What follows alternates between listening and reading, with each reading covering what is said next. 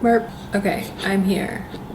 Your favorite techie. I know it's been a while. Okay, let's just cut to the chase. I've been on TikTok. TikTok has been holding me back from posting on YouTube, but don't worry, I'm here to drop the gems. So if you guys don't know who I am, so I'm your favorite techie. If you didn't know, now you know. A few things. So just so you guys know that I'm a reputable source. I've been in tech for like 9 years. I'm not old. I swear I'm not old. I just started really young. I've worked for nothing but major companies, and I've started my own company. I've hired, I've fired, I've seen the ins and outs. I've been a trailblazer. So I've been around the world. I've been around the world now, baby. So a lot of people just been asking me a lot of questions that I'm gonna start giving you long-winded answers on YouTube because TikTok is just gonna hold me back. I get a root canal tomorrow, my tooth hurt. So today we're gonna talk about, what did I say we was gonna talk about today? Okay, how to break into tech with no experience, no degree, nada, nothing, okay? So you could be coming from a nursing background or a teaching background, or didn't even go to college. I don't care. I'm about to get you into tech. So we're gonna do this step by step. This is straight off the dome. The first thing is you wanna understand what part of tech that you wanna get into. The first thing people always bring up is, I don't know how to code. How do I learn how to code? But in reality, you don't really want to know how to code. You just think that's the only part of tech to get into tech.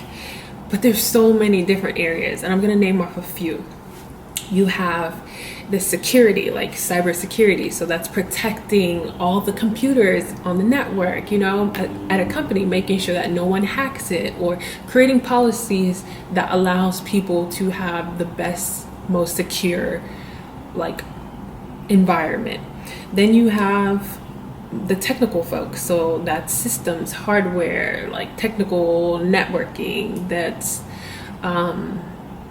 infrastructure, stuff like that. So that's the core of technology at a company. So that means that, networking, those are the people that provide the Wi-Fi up in your company. Those are the people that provide you a computer, and if you ever need any help fixing it, they help you troubleshoot. Those are those folks. And the systems is, the people that provides the infrastructure. I'm giving you guys terms that you probably don't even know. So then next we have the creatives, like UI, UX, you have development, those that like to code, you get the engineering, software engineering, stuff like that. I wouldn't necessarily call them creative, but they are on the more creative end than the systems or networking team. Then you have the business side of tech, like project management, program management, the organization of all these teams.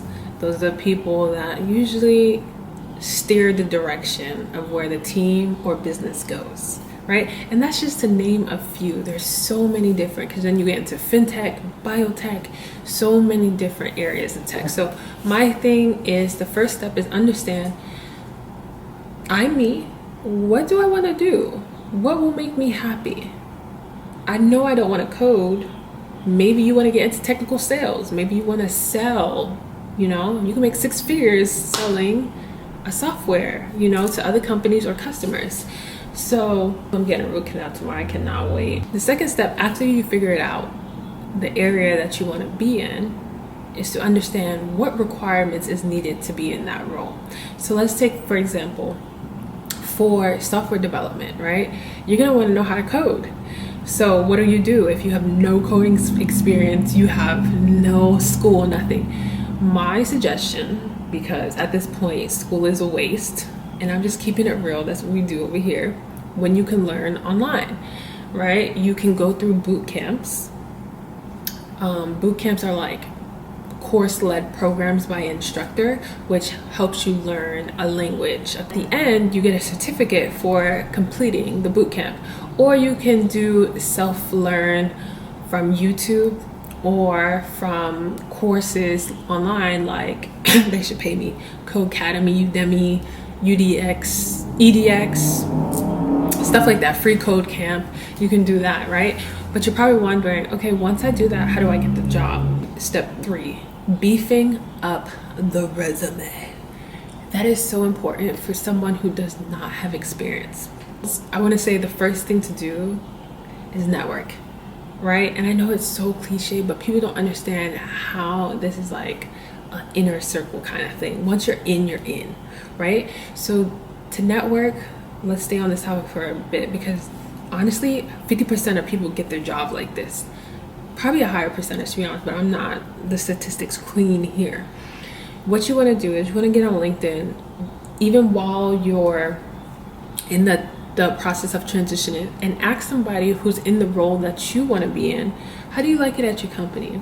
Can you explain your day in, day out? Just create organic relationships. Don't just get on there and be like, yo, little mama, what to do? How do I get a job at your company? If somebody reached out to me and asked me, how do I get a job at your company? I'm just gonna be like, bye, next. Like, it's not an organic relationship. It's a beneficial one to you. And although I love to help, it just seems like I would not refer you because I don't even know who you are. But if you created an organic relationship with me and asked me, hey, nice to meet you, I'm really interested as to what you do, you know, and how's it like, you know, just over time. Nothing has to be in the next day. Just over time, creating that relationship will go so far.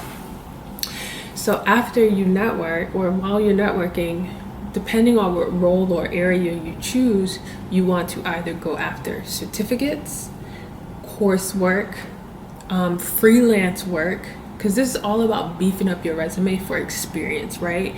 You are far behind a lot of people who may have different roles. So as much as you can do, even if you're not necessarily going after a certain role, to be certified in certain areas of tech, like it can show that you have a very diverse portfolio. It can show that your ability to adapt is great within you, you know, that you're always willing to learn. It just shows a lot of things, and that's also good. So don't let just one area hold you back from getting certs in different areas.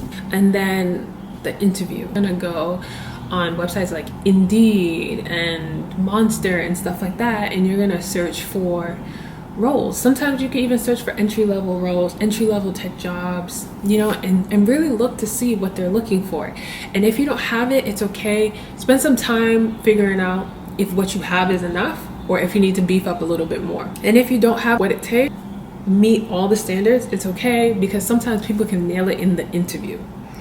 The interview is the selling point, okay? Because I've seen a lot of people on paper that should have got the job, but because they went to the interview and they were shit, they didn't.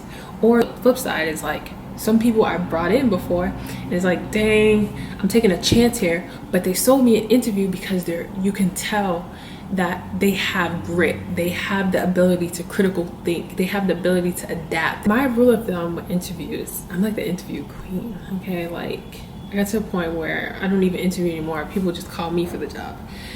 So that says a lot, because I make sure whenever I interview that if I walk out that door and you don't call me back, that's the biggest mistake of your life. So you want to go into an interview, even if you don't feel confident, just being able to sell yourself, right? Because that's all it is. You're selling yourself, the idea of yourself. I remember going into one interview, and I remember telling them, I may on paper be the least candidate, and this was my first tech job ever, by the way. I may be going against 10,000 people for the Dallas Cowboys interview, people from Ivy Leagues, crazy comp sci degrees. I was just in communications, but I was telling them, on paper, I may not be what you're looking for, but I promise you, I am what you want, because I have the ability to adapt and learn quickly. And Like, there's so much other things that went on in that interview that I couldn't even believe that I said, that I was so confident. But to this day, they still call me to check on me, to see how I'm doing in my career. And that just says a lot, because once you sell yourself, next thing is get the job. Once you get the job, we're gonna talk about that in another video because that is another long-winded video. But I hope that helps. If you guys don't already, follow me on TikTok and Instagram at Resasue. I actually started a Twitch too, so you guys might be able to catch me live if you follow me on Twitch. I hope this helps. I love you guys.